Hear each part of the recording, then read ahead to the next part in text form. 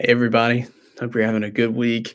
I do apologize for getting this video out a little later this week. Just one of those things that sometimes the weeks go like that. But we are on Unit 3, Session 3. We're on Unit 3, Session 3, and our scripture, um, I know the story, it's Genesis 22. Um, let's see, our scripture specifically is Genesis 21, 1 through 5, and then Genesis 22 1 through 14. That is our scripture for this week. And we're talking about probably one of the most famous stories in the book of Genesis. I would say this is probably the most famous story in in the story of Abraham. And it's when God has Abraham um, nearly sacrifice his son, right? So, a lot we could say about this. This is a beautiful depiction of the gospel, which is, I believe, the most important aspect of this story. But let's just kind of work through this story and this narrative as we learn more about it and learn how to better communicate it to the students this week. Um, so in chapter 21, you see that God blesses Abraham with a son that his wife Sarah would conceive. They were both very old.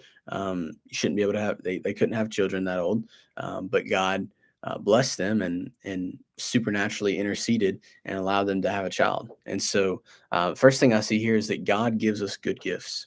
So God gives us good gifts. When you think about Abraham's life, he had a lot of things. He had a lot of possessions. He had a lot of wealth, but what he didn't have is he didn't have an heir.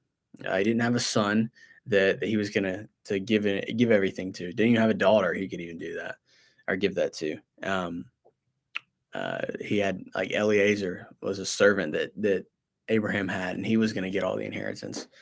When we talked about the story of Hagar a couple of weeks ago, um, and so Ishmael really wasn't the son of promise. So finally, God has given Abraham and Sarah a child of their own, and it's just a testament to like Abraham's obedience brought this blessing towards him.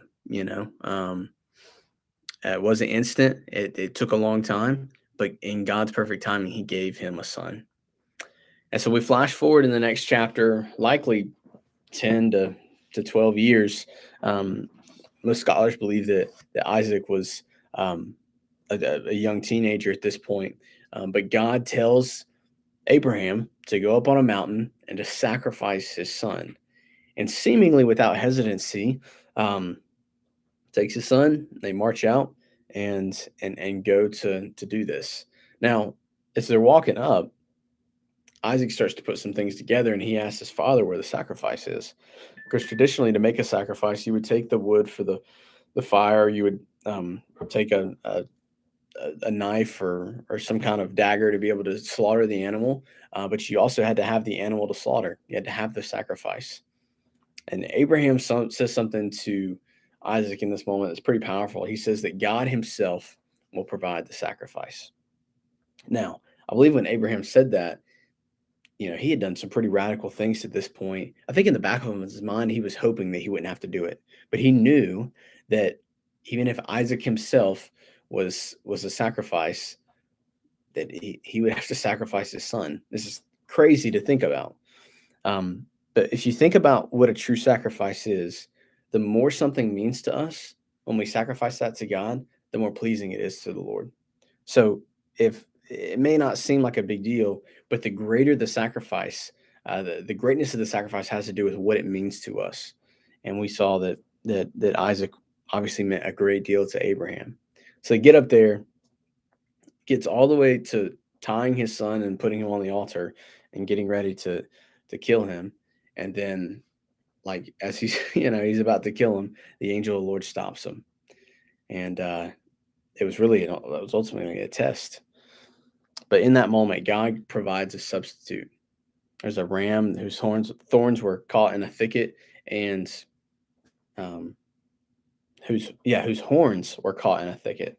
I said whose thorns was caught in a thicket. Wow. Anyways, whose horns was caught in a thicket, and he became the sacrifice. That lamb, or excuse me, that ram became the sacrifice. Words are difficult. My goodness.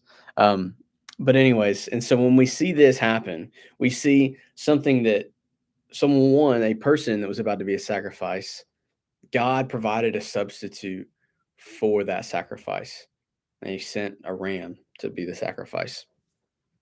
And there's this beautiful depiction of what Abraham nearly does to sacrifice his one and only son to please God.